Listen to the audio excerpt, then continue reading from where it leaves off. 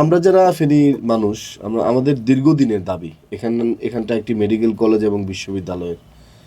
এই দাবির পক্ষে আসলে আমাদের দাবিটা কি যৌক্তিক মনে করেন কিনা আপনি? কেন আমাদের দাবিটা যৌক্তিক? এমন একটা সময় আমরা ফেনীতে মেডিকেল কলেজের দাবি করছি যখন আসলে আমাদের মেডিকেল কলেজের দাবি করার কথা না। আমাদের দেশ এখন অর্থনীতিতে অনেক এগিয়ে, আমাদের সমাজ সংস্কৃতি অনেক কিছুতে আমরা অনেক এগিয়ে গিয়েছি। এখন আসলে চিকিৎসা তো মানুষের মৌলিক ৫টি অধিকারের একটি। এই দাবির জন্য আমার মনে হয় না যে আমাদেরকে রাস্তায় নামার মতো সময়। কিন্তু আনফরচুনেটলি আমাদেরকে নামতে হচ্ছে। এমন এমন একটা জেলার মানুষকে নামতে হচ্ছে যে জেলাটা আসলে বাংলাদেশের অর্থনীতিতে যার বিপুল অবদান।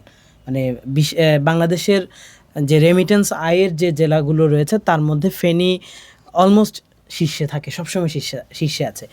তো সেই হিসাবে আসলে আমাদের টোটাল বাংলাদেশের জিডিপিতে বলি বা বাংলাদেশের অর্থনীতিতে বলি, এখানকার মানুষের অনেক বড় অবদান।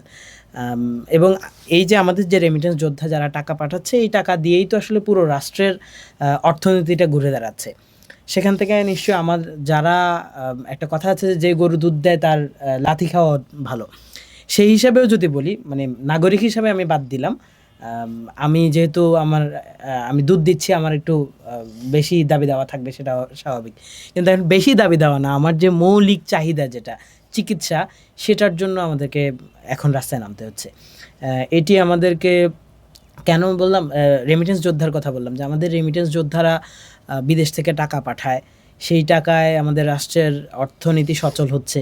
কিন্তু আপনি দেখেন কোনো বিদেশি প্রবাসী তার বাবা মা, তার আত্মীয় স্বজন, তার পরিবার, তাদেরকে চিকিৎসা করানোর জন্য ফেনীকে বাছাই করতে পারে না, বা ফেনীতে তারা চিকিৎসার জন্য দিয়ে আস্থা রাখতে পারে না, একটু হতে পারে না, নিশ্চিন্ত হতে পারে না।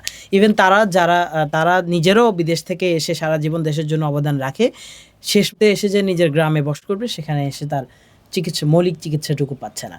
তো এখন এমন একটা সময় আমাদেরকে এই মুহূর্তে দাবি করার কথা হচ্ছে আরও আধুনিক কিছু ফেনীতে বিশ্ববিদ্যালয় চাওয়ার কথা আমাদের, বা আরও অনেক কিছু। আমরা এয়ারপোর্ট চাওয়ার কথা, অর্থনৈতিকভাবে আরও অনেক কিছু চাওয়ার কথা। যেহেতু বললাম যে আমাদের এখানে প্রবাসী অধ্যুষিত, আমরা এয়ারপোর্ট চাইতে পারতাম। কিন্তু কেন আমাকে চিকিৎসাটা চাইতে হচ্ছে? কারণ আমার এখানে চিকিৎসাটা নাই।